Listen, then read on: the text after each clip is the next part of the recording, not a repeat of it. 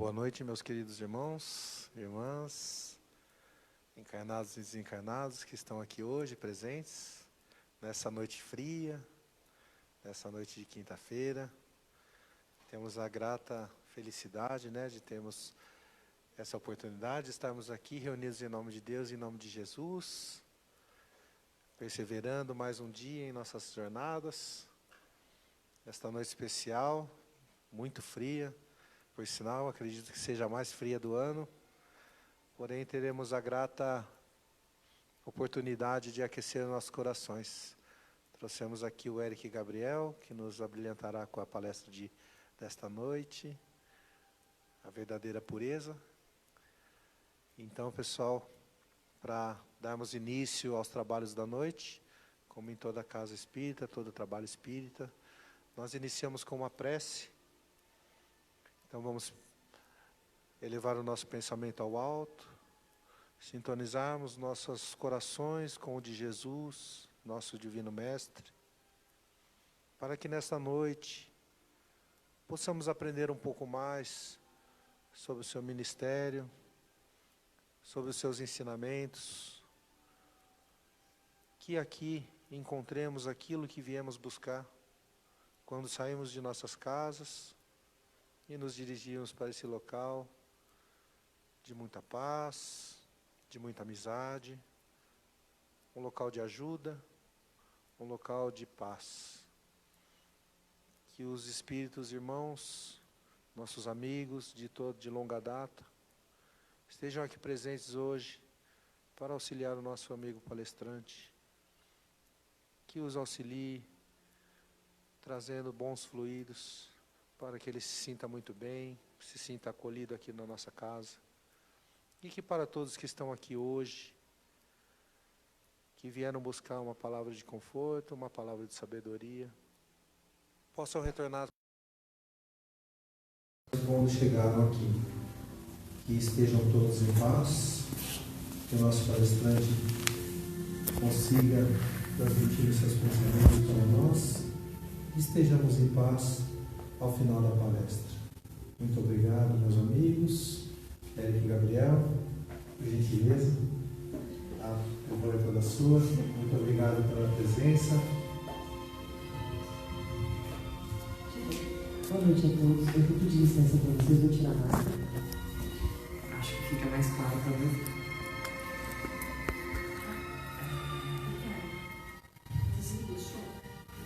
Me perdoa.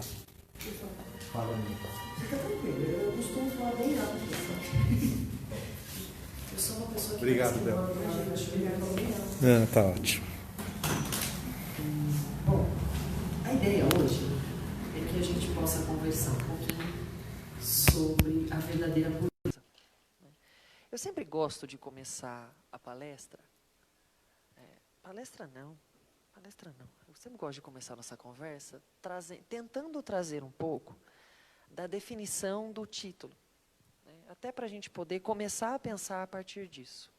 Então eu fui buscar um pouquinho sobre o que poderia significar verdadeiro e o que poderia significar pureza. Tá? Então, verdadeiro é em conformidade com os fatos ou a realidade, que não é fictício ou que não é imaginário. E pureza é uma condição, um estado ou qualidade que é puro, límpido, que não tem mistura. E aí, eu começo dizendo para vocês, se verdadeiro é algo em conformidade com os fatos, significa que a verdadeira pureza, ela existe, ela está em algum lugar. Aonde ela está, pode ser um pouco difícil da gente saber, mas ela está em algum lugar. E aí, lá no capítulo 8 do Evangelho segundo o Espiritismo, o Deixai vir a minhas criancinhas, os itens 8 a 10, que é o que a gente vai conversar aqui hoje, é uma passagem muito interessante de Jesus. Eu lembro que quando eu comecei a fazer as conversas, foi uma das primeiras falas assim que eu quis trazer numa conversa com as pessoas. E retomando isso, hoje a gente olha por outro lado o trecho, mas é um trecho muito significativo, onde ele fala algumas coisas que a gente vai comentar daqui a pouquinho. Mas, a princípio, quando a gente observa essa passagem específica da verdadeira pureza, que é o momento em que Jesus é convidado pelos fariseus, né, por um dos fariseus, a ir jantar na casa dele, e ele chega com seus apóstolos e senta-se à mesa para jantar. E as pessoas começam a observar essa atitude, né, e começam a se questionar internamente por que é que eles não lavaram a mão para comer. E aí Jesus observa aquela situação toda, levanta e fala, vamos conversar um pouquinho? Né? Por que é que vocês estão preocupados com o fato das pessoas não lavarem a mão, se o perigo maior está no que as pessoas falam, do que sai da boca das pessoas e não do que entra pela boca delas? Né? E aí ele fala assim, o ato, muitas vezes, né, de lavar as mãos, uma atitude externa, torna-se muitas vezes muito mais importante do que uma atitude interna. Vocês acabarem mostrando, de certa forma, uma atitude de respeito e de carinho para com os pais de vocês, e dentro de casa fazer o contrário, não é a mesma coisa que você começar a questionar por que eu e as pessoas que estamos aqui não lavamos a nossa mão para sentar para comer? Você está preocupado muito mais com o que o externo pode te oferecer do que com o interno. Então, quando a gente observa essa passagem especificamente, né, a gente vê um algo muito significativo em se tratando dessa fala de Jesus, porque ela nota-se, né, a partir dela, uma compreensão mais aprofundada do ser humano. Por que eu falo isso? Né? Porque ao dizer isso para eles, né, que eles estavam mais preocupados com o que entra na boca, né, das pessoas porque elas não lavaram a mão, do que com o que sai, ele se preocupa, ele está dizendo para as pessoas, olha, você está se preocupando mais com o externo, isso é fato, do que com o interno. Né? E aí a pergunta que ele deixa implícita nesse comentário é, qual o cuidado que você está tendo com você mesmo, nesse princípio? E aí eu quis trazer para vocês uma proposta de reflexão para a gente. Quando ele fala que o problema é o que sai da boca do homem, porque o que sai pela boca do homem é do que está cheio o seu coração, e não pelo que entra na boca dele. Aí eu quero propor uma reflexão para vocês, que a gente pense, agora nesse momento, na boca e no coração. Por que ele disse isso? Porque quando a gente fala de boca, nós estamos falando de algo que entra, algo que vem de fora. Esse algo que entra, ele é mastigado, nós engolimos, né? A gente traz algo de fora, mastiga e engole. Então, a gente observa, às vezes, alguma coisa externa, traz aquilo, engole e guarda lá, fica lá bonitinho. Quando nós fazemos isso, de certa forma, né, trazendo algo para dentro, nós, de certa forma, eximimos a nossa boca de responsabilidade. Por quê? Porque ela só recebe, mastiga e engole. Ela não devolve nada, ela não traz nada, ela não expressa nada. Então a gente, de certa forma, exime essa boca de responsabilidade. Agora, quando a gente passa para o coração, porque assim, nós podemos engolir, só que o caminho daquilo que a gente engoliu não acabou. Ele vai continuar descendo para que ele seja absorvido por todos nós, né? Até que ele seja absorvido pela corrente sanguínea. Quando chega na corrente sanguínea, ela vai passar pelo coração. Todo o nosso sangue passa pelo nosso coração. E aí, quando ele passa pelo coração, o que acontece? Ele se distribui pelo corpo. Ele se divide pelo corpo. Então, aquilo que a gente engoliu lá pela boca, nós estamos distribuindo ali, na nossa corrente sanguínea, dentro do nosso coração. Além dele dividir, né, e dele distribuir isso, ele impulsiona, porque ele pulsa. Então, quando ele pulsa, ele joga. Ele impulsiona aquilo que a gente trouxe de fora para dentro. E depois desse impulso, ele também conduz a corrente sanguínea para onde a corrente sanguínea tem que ir. Quando Jesus fala, então, que é preocupante o que sai da boca do homem, porque dela está cheio o coração, de fato, tá. Porque o nosso coração pega tudo que a gente assimila, abarca ali na nossa corrente sanguínea e distribui. Então, ele preenche o nosso corpo com alguma coisa. Por isso que a gente exime, de certa forma, a responsabilidade da nossa boca e passa ela para o nosso coração. A culpa é do coração. E aí a gente usa essa desculpa quando a gente se apaixona, né? Mas aí eu vou ser obrigada a acabar com o sonho de infância de todo mundo, falar que a gente não se apaixona pelo coração, gente. O coração só distribui o sentimento. Quem se apaixona é a nossa mente. Porque quem é afetado biologicamente é o nosso cérebro. Então não é o coração. Mas, de toda forma, a gente trabalha nessa questão, né? Quando a gente expõe coisas, quando nós trazemos coisas de dentro, nós estamos cheios daquilo. Nós estamos transmitindo aquilo de alguma forma. E aí, quando a gente analisa, então, essa pergunta intrínseca de Jesus, né? Nós podemos associar isso a dois paralelos na nossa vida. Mas, primeiro, a gente vai considerar dois fatores antes da gente falar desses paralelos. O primeiro fator é o fator externo. É aquilo que aparece. Puxando o sardinha um pouco para o meu lado, da psicoterapia, da psicologia, quando a gente fala daquilo que aparece, nós podemos pegar uma abordagem, por exemplo, de Jung, a Joana de Ângeles fala muito dele, né? Onde o começo da proposta terapêutica de Jung era justamente esse, o falar, o expressar, aquilo que aparecia.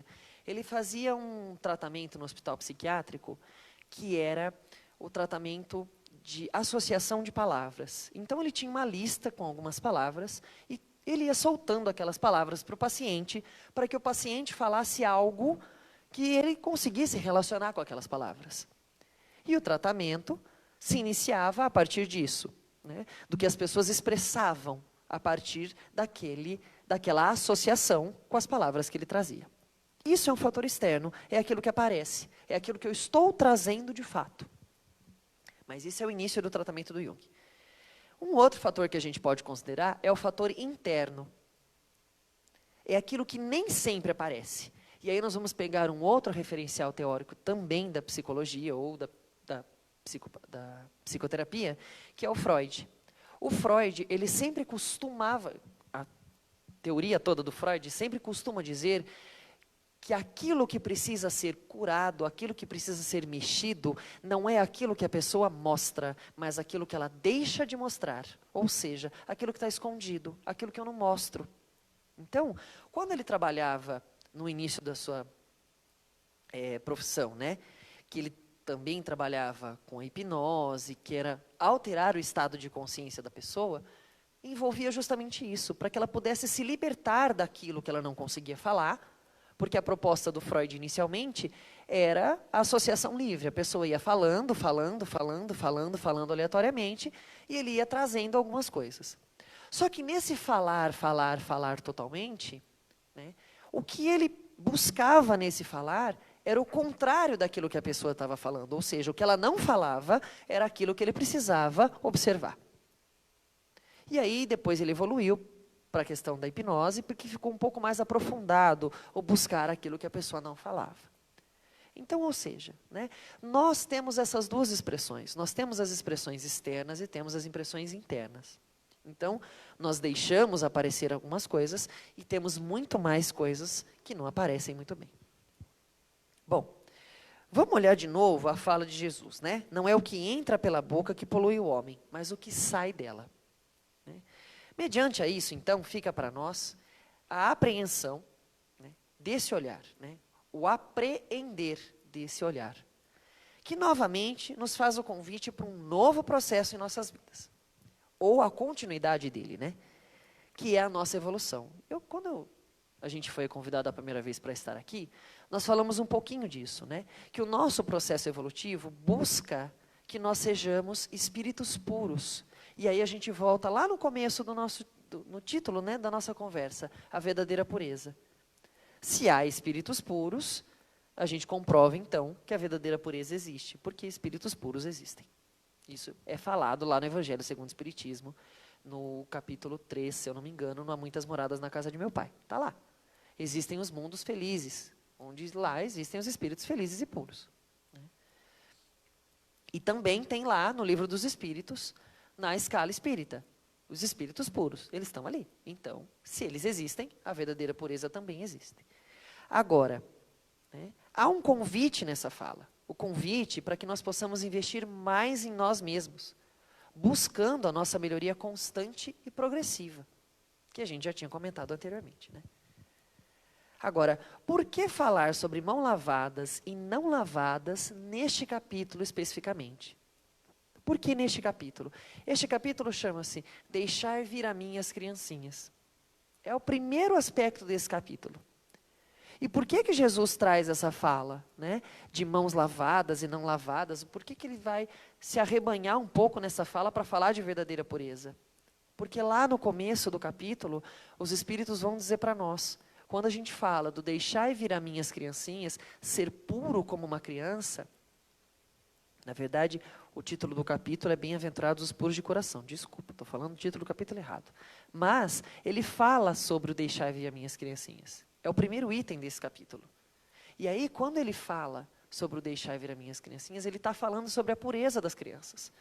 O olhar puro, o olhar verdadeiro, o olhar inocente, de certa forma, das crianças que são envolvidas. Porque a criança, de certa forma, a criança não tem filtro. Ela fala, ela traz aquilo. E a verdadeira pureza é isso, é o libertar-se, é o trazer de certa forma. Claro que a gente não vai trazer muitas vezes da forma como a criança traz, mas é trazer coisas suas, é poder vivenciar isso de alguma forma. Esse é o convite, E por que ele vai falar sobre isso exatamente nesse capítulo? Justamente para falar para a gente, é um ato simples. É um ato simples, é um observar simples. Nós estamos observando as atitudes das crianças, então vamos observar a atitude das crianças, essa liberdade, essa pureza, esse estado de alegria da criança, em todas as nossas atitudes, de certa forma. Então, quando ele expressa aos fariseus que ali estão, que eles concentram-se mais em ações ou formas de investir, organizar, expressar o que é bom para se vivenciar externamente, ele também questiona, a contraponto, o que consideramos bom para a nossa vivência interna. Eu vou tomar como exemplo um processo de psicoterapia. Nesse processo, a principal busca é o ressignificado. Se a gente pudesse definir hoje a nossa conversa em uma palavra, seria essa: ressignificar. Por que ressignificar? O processo terapêutico, ele busca a ressignificação, independente da forma, ou do que você vai ressignificar. Mas é importante que você ressignifique. Então, o que é um processo de terapia? Uma ressignificação de tudo. Você vai ressignificar do começo ao fim das suas vivências, das coisas daquilo que você já viveu, do que você está vivendo e possivelmente daquilo que você vai viver ainda. É um ressignificado constante, que nada mais é, nada menos é, do que para nós também a parte de reforma íntima. Porque quando você se reforma, você também ressignifica coisas. E o ressignificar faz parte do nosso processo evolutivo. Independente do que você vai ressignificar, mas que ele seja ressignificado. E esse é o convite de Jesus. Ressignifique. Por que o convite de Jesus é para ressignificar? Eu vou falar um pouquinho mais para frente, mas eu vou trazer para vocês dois exemplozinhos. O primeiro eu vou falar sobre os nossos costumes. É um texto que eu gosto muito, que eu ouvi há alguns anos atrás.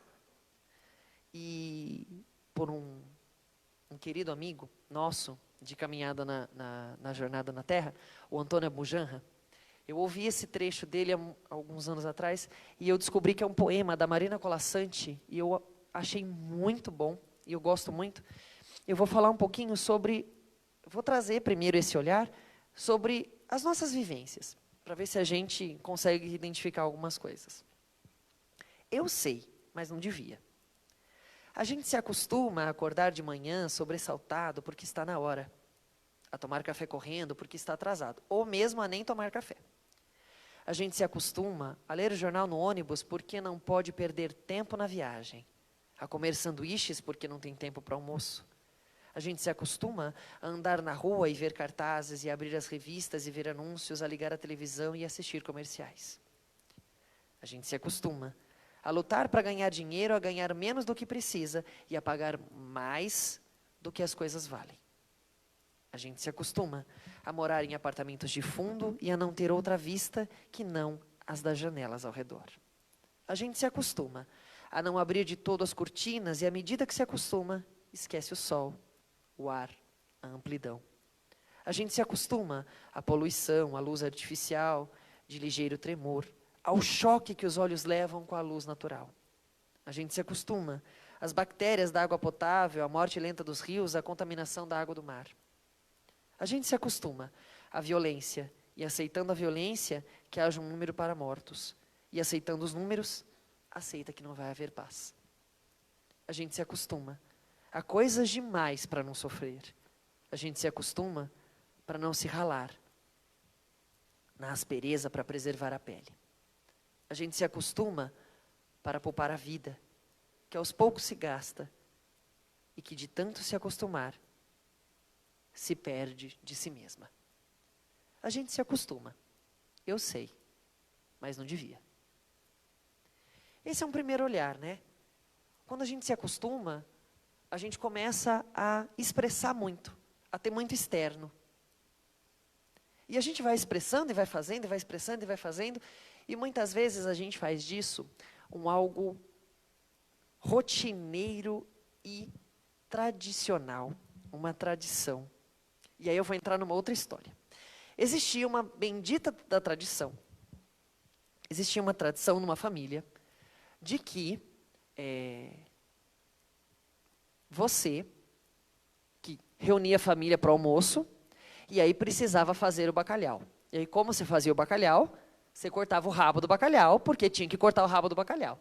Porque a avó, há 30 anos atrás, cortava o rabo do bacalhau para fazer o bacalhau, porque não podia comer bacalhau com rabo, porque se a avó cortava, então tinha que cortar. Tá bom. E aí um dia, né, os netos eram extremamente curiosos e chegou a vez de um dos netos fazer o bendito do bacalhau da avó. E aí falaram para ele, não, você tem que cortar o rabo do bacalhau. Mas por que eu tenho que cortar o rabo do bacalhau? Não, porque sua avó cortava, então tem que cortar o rabo do bacalhau. Não, mas por que tem que cortar? Ah, não sei, sua avó cortava, tem que cortar, pergunta para ela. Tá bom. Foi ele lá e falou, vó, eu vou fazer o bacalhau, porque chegou minha vez de fazer, né? E me falaram que eu tenho que cortar o rabo do bacalhau. Porque a senhora cortava. Por que a senhora cortava o rabo do bacalhau? Porque minha forma era pequena, não cabia o peixe inteiro. Ou seja, a gente começa a fazer coisas e trazer tradições porque a gente se acostuma a desenvolver coisas nesse aspecto. Se a gente não perguntar para a avó por que ela cortava o rabo do bacalhau e ela responder porque minha forma era pequena e o peixe não cabia inteiro, a gente ia continuar cortando o rabo do bacalhau. E tudo bem, o problema não é cortar o rabo do bacalhau, mas é entender por que você tem que cortar o rabo do bacalhau. E é esse o convite de Jesus. Quando ele pede para ressignificar o convite, para que ele estivesse na mesa do fariseu, ele fala justamente, né, sobre isso. Qual que é o motivo desse convite? Essa questão do acostumar-se é muito interessante, porque nessa questão do acostumar-se, a Marina Colasanti fala de uma postura que a gente desenvolve, que um outro teórico da psicologia traz de uma forma muito significativa, e eu achei legal trazer para a gente discutir. É meio complexo, então se vocês não entenderem, vocês me perguntam que eu explico de novo. Mas vamos partir do pressuposto de que nós todos aqui somos outros. Nós somos outros. E existe um outro ideal que a gente tem para nós, que aquele outro é o outro específico e aquele outro é o outro que eu tenho que conquistar. Nós passamos, o Jacques Lacan, que é o teórico, né, da psicologia, ele vai dizer que nós passamos a nossa vida toda buscando esse outro ideal, esse outro enorme, e a gente não consegue buscar esse outro. Então a gente começa a desenvolver coisas na nossa vida, porque a gente acredita que desenvolvendo determinadas coisas nós vamos chegar mais perto desse outro. E é isso que a Marina Colasanti vai trazer no texto dela também. A gente vai se acostumando e vai vivenciando, porque, de certa forma, a gente está ali, está naquele contexto, e a gente vai só dizendo, o que eu posso fazer? Eu já me acostumei. E aí vai vivendo. E a gente se acostuma a viver. E viver não é um costume. É viver. Enfim. Pois é. O que é viver? Viver não é um costume, né? É uma ação, é um caminhar, é um estar, é um ser. Viver é sempre movimentar-se, de alguma forma. Mesmo que a gente faça coisas rotineiras e que faça as coisas costumeiras, mas é importante que a gente se movimente de alguma forma para viver, né? Para estar. E quando a gente faz um ressignificado de alguma coisa, fica mais evidente que o antes era, por muitas vezes, um incômodo. E a partir dessa ressignificação, esse incômodo se torna menos pesado. E aí eu vou entrar numa fala muito significativa da Monja Coen, que ela tem um trecho específico de uma palestra que ela faz, onde ela fala o seguinte: se algo te incomoda, de qualquer forma que seja, é porque é algo íntimo seu. Se é íntimo seu, é você quem permitiu que ele fosse íntimo seu. E é por isso a necessidade do seu ressignificado. Porque se ele é íntimo seu e ele te incomoda, olhe para ele de uma outra forma. Ressignifique. E aí, talvez, este incômodo deixe de ser um incômodo tão grande e passe a ser uma leve inquietação, vamos dizer assim. O Divaldo tem uma fala muito interessante, de uma palestra que ele fez há alguns anos atrás, há vários anos atrás, aonde ele conta, né, de uma história do surgimento de uma pesquisa psicológica na França, onde existia um personagem ali, naquela escola de psicologia, que era um incômodo para todo mundo, né? Ele era o incômodo daquela turma. E aí, fizeram, e o personagem saiu da escola de psicologia. E aí todo mundo agradeceu, foi falar, e todo mundo começou a celebrar que aquele incômodo tinha saído e tal, não sei o quê. E o dono da escola foi atrás daquele personagem específico e disse, você volta, porque eu vou pagar para você estar lá. E aí ele voltou. E a escola toda se revoltou e foi falar com o dono da escola e falou, como assim você traz aquela criatura de volta para cá? Né? Ele é o calo, né, no nosso sapato, a pedra no nosso sapato, o calo que nos incomoda. Ele disse, pois muito bem. Comecem a desenvolver psicologia com o que incomoda. Ressignifiquem. Trabalhem o ressignificado para que o que se torne incômodo se torne algo aceitável e plausível. É para isso que vocês estão aqui. Não é para romancear e vivenciar coisas de psicologia, mas é para entender que psicologia precisa de ressignificado. E aí, voltando para a questão do ressignificar, Jesus então faz esse convite, né? Ressignificar o convite dos fariseus. E a pergunta que ele faz, esse comentário implícito, né, que ele faz desse convite é, qual que era o objetivo desse convite? Por que é que o fariseu convidou Jesus para sentar à mesa com ele? Jesus sabia que o convite vinha com um propósito de observação. Ou seja, eu vou observar o que Jesus está fazendo. Porque os fariseus faziam isso. Observavam Jesus para ver qual era a atitude que ele ia ter ali, diante daquilo que, de certa forma, contrariava as leis existentes. Não só os fariseus, né? Todas as pessoas que tinham algum cargo elevado na época de Jesus faziam isso. Como pessoas que também não tinham cargo elevado na época de Jesus também faziam. Ou seja, todo mundo fazia. E aí, ele traz, né, a pergunta implícita, de novo, muitas perguntas implícitas nessa fala de Jesus a gente traz hoje, né? Qual a importância desse convite para você? Por que você está me convidando para sentar na sua mesa? Por que você...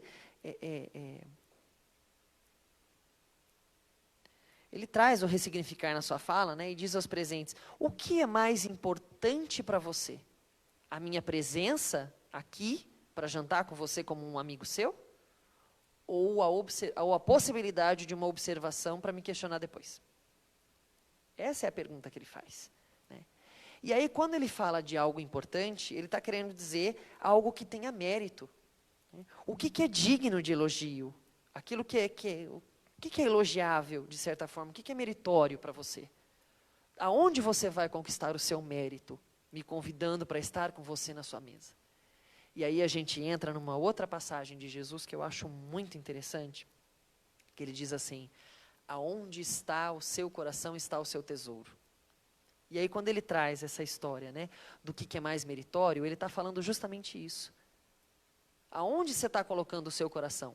Lá atrás, quando a gente fala da distribuição, daquilo que a gente absorve, a gente está distribuindo o quê? O que a gente está dando mérito para o nosso coração neste momento, para esse convite? Né? Para o que você vai dar mérito? Se algo é importante para nós, de forma geral, isso torna-se uma prioridade para nós, não é mesmo? Sendo assim, quando observamos a passagem atentamente, podemos encontrar a seguinte pergunta. O que é a sua prioridade? Em que você se coloca enquanto pessoa?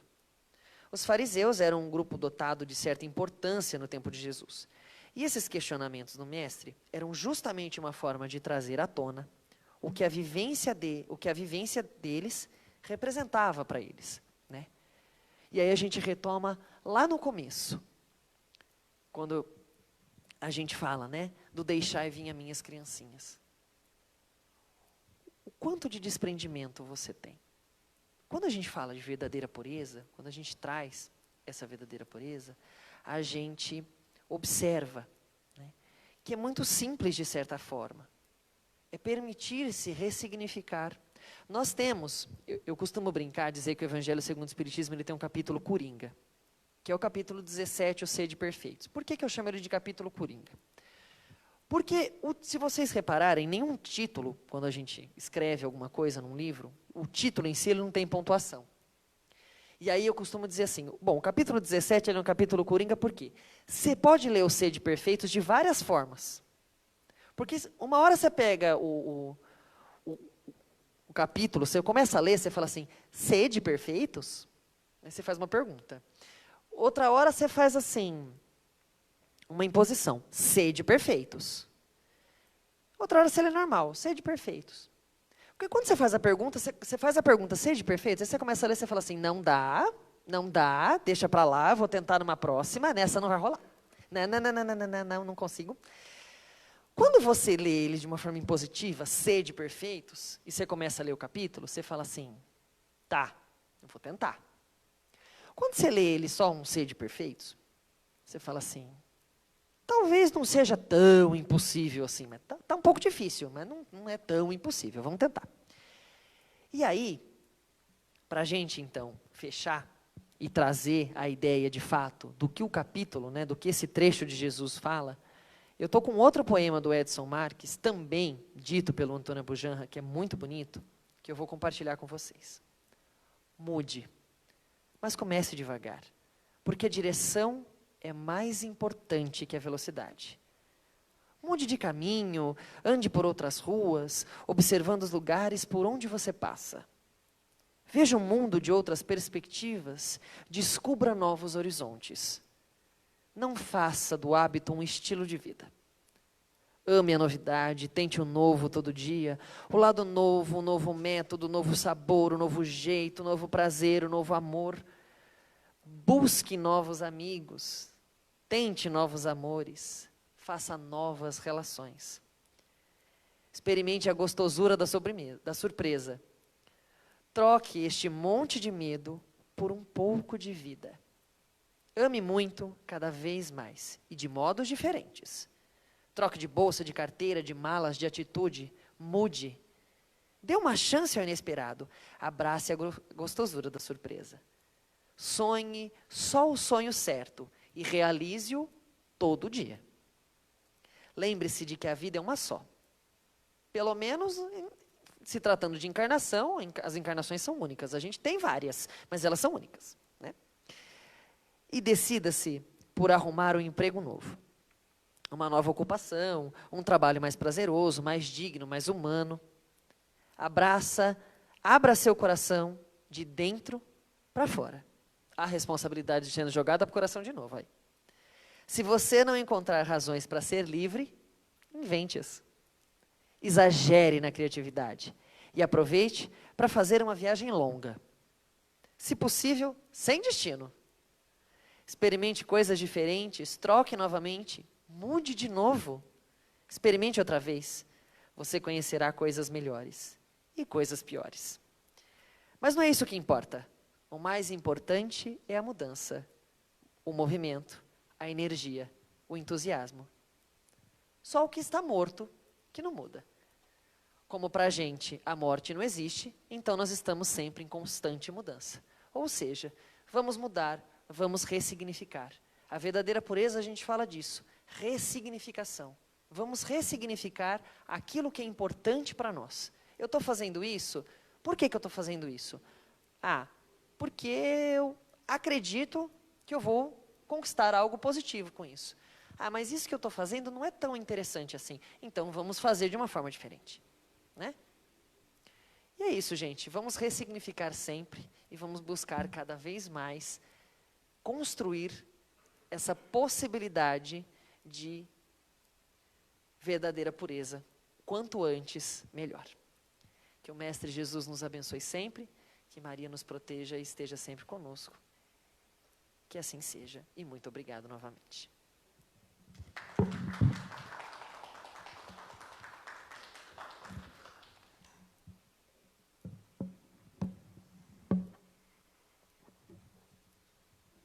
Muito obrigado. Em nome do nosso lar, gostaria de agradecer imensamente a sua presença. Ressignificou muita coisa para a gente hoje. Acredito que você ressignificou o que viemos buscar aqui, né? Nossa reforma íntima, nossa transformação, né? Porque somos criaturas metamorfoses ambulantes que estamos na busca da felicidade. Sim, Raul, saudoso Raul, que esteja em um bom lugar, que estejamos prontos, pessoal, para encarar os nossos desafios, sempre pensando nessa perspectiva de mudança, de buscarmos sempre o melhor, de ressignificar os nossos pensamentos e as nossas atitudes. Viemos aqui nesse mundo para aprender, temos muitas encarnações ainda para prosperar. Se tropeçarmos nessa, tentaremos novamente na outra, sempre repaginando nossas atitudes e os nossos conhecimentos, e que a cada palestra como essa, que a nossa querida Márcia nos dá a grata satisfação de termos esses palestrantes incríveis aqui conosco. Gostaria de dar esse reconhecimento a você, Márcia, por trazer esses espíritos de luz para brilhantar nossa quinta-feira. Sentimos dia a dia a melhora do nosso ambiente, da qualidade das nossas palestras.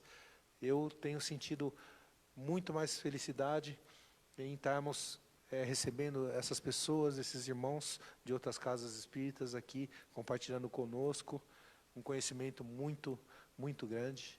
Gostaria de agradecer em nome do nosso lar a sua presença, Eric. Que você retorne aqui mais vezes e que as suas palavras não fiquem só aqui. Estamos compartilhando com a internet e que aqueles que estejam em casa possam receber também o seu conhecimento, as suas palavras, o seu carinho. Então, para finalizar, queridos irmãos, antes dos nossos trabalhos de passe, vamos realizar a prece final e assim daremos sequência nos nossos trabalhos na sala de passe. Então, meu Deus, Jesus, nosso Mestre, que grata satisfação nos deu esta noite, pela presença desse magnífico irmão, Eric, que nos abrilhantou, nos ressignificou, o nosso propósito de estarmos aqui, sempre nos mudando, nos adaptando às situações que são programadas para o nosso crescimento. Que a gente possa ter a resiliência de não cair nas tentações, de resistir bravamente aos desafios que muitas vezes assumimos antes de estarmos aqui. Que esse irmão possa continuar a sua batalha, a sua perseverança de estar divulgando os seus ensinamentos, Jesus. Que ele possa ter muito sucesso, muita saúde e uma vida longa para continuar abrilhantando o coração de mais pessoas. Que na próxima semana, queridos irmãos, estejamos aqui com muita saúde, com muita vontade de aprender. Mais uma vez, em nome de Deus, em nome de Jesus. Pedimos a continuidade da proteção para os nossos trabalhos que virão a seguir e pelo resto da noite, e que vocês possam retornar para os seus lares muito mais tranquilos, muito mais satisfeitos de quando chegaram aqui. Muito obrigado, meus queridos irmãos. Muito obrigado, espiritualidade desta casa. Muito obrigado, Jesus. Que assim seja.